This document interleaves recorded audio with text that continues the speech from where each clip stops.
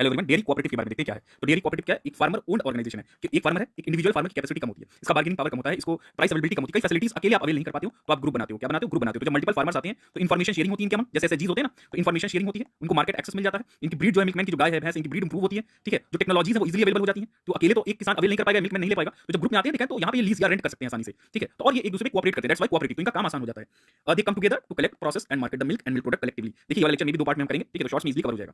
Main goal क्या है इसका? Is not profit for outsider but to ensure fair price. इनको फेयर प्राइस मिले, जितना ये दूध बेचे उसका सही इनकम मिलनी चाहिए, और स्टेडी इनकम होनी चाहिए। कैसी इनकम होनी चाहिए? स्टेडी इनकम होनी चाहिए, ठीक है। ये सब सारी चीजें इसमें। अब देखिए दूध वाले को क्या क्या फायदा होता है इसमें? इसको मार्केट सिक्योरिटी मिलती है, एश्योर्ड मिल्क प्रोक्योरमेंट होता है इसका, then milk is accepted daily, कोई रिजेक्शन नहीं है, प्राइस बेनिफिट्स इनको हो जाता है, टाइम पे इनका पेमेंट हो जाता है, इसीलिए आते हैं ना ग्रुप में। प्रॉफिट शेयरिंग है, देन कि जितना दूध बेचा उतना ज्यादा आपका प्रॉफिट हो गया, ठीक।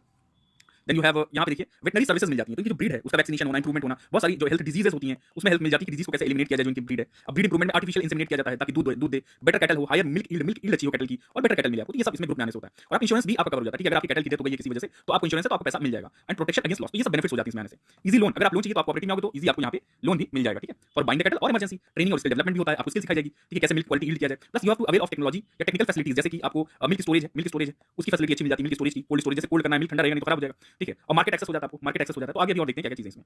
अब यहाँ पे देखिए एक आया है कि प्राइमरी विलेज कोऑपरेटिव सोसाइटी, ये बेस है प्राइमरी विलेज कोऑपरेटिव सोसाइटी, एक मिनट। और form at the village level पे बनता है by the local milk producers, ठीक है। और वो डेली मिल्क सप्लाई करते हैं, कोऑपरेटिव कलेक्शन सेंटर होता है वहां पे। अब ये सोसाइटी जो टेस्ट करती है मिल्क की क्वालिटी और फार्मर को पैसा दे देती है on the fat content and the quantity. It maintains the record, collect the milk and forward. ये जो प्राइमरी विलेज कोऑपरेटिव सोसाइटी का ये सब इसका काम है। जैसे farmer in Gujarat village gives 10 litre milk to Amul, तो अमूल कोऑपरेटिव है लोकल, यहाँ पे दे दिया। फिर डिस्ट्रिक्ट मिल्क यूनियन आता है, ये प्रोसेसिंग लेवल पे है। डिस्ट्रिक्ट मिल्क यूनियन कलेक्ट करेगा मिल्क सब विलेज सोसाइटी से और प्रोसेस करेगा, चिलिंग पैकेजिंग ये सब करेगा, ठीक है। कौन? डिस्ट्रिक्ट मिल्क यूनियन में चला गया।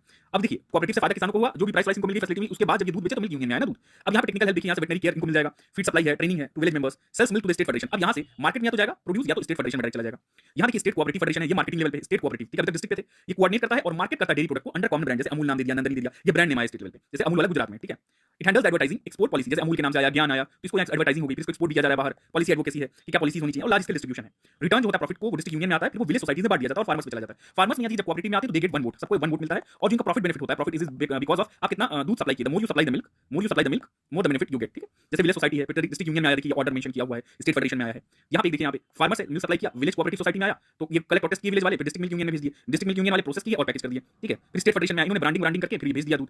अब रेवेन्यू से जनरेट हुआ प्रोसेस जो भी, तो ये जो है इन्होंने बेचा, फिर दही दूध जो भी बनाया, दही बनाया, मिल्क पनीर बनाया, सब है, फिर मुनाफा इनको दे दिया, ठीक है। अब पैटर्नेज बेसिस पे इनका डिस्ट्रीब्यूशन, पैटर्नेज माने क्या है? Milk based on milk quantity, जितना क्वांटिटी सप्लाई करोगे उतना बेनिफिट होगा। अब इंडिया डेयरी कोऑपरेटिव सेक्टर क्या है ये दो देखिए, ये नए वाले उसमें हम डिस्कस कर लेंगे, ठीक है। Thank you.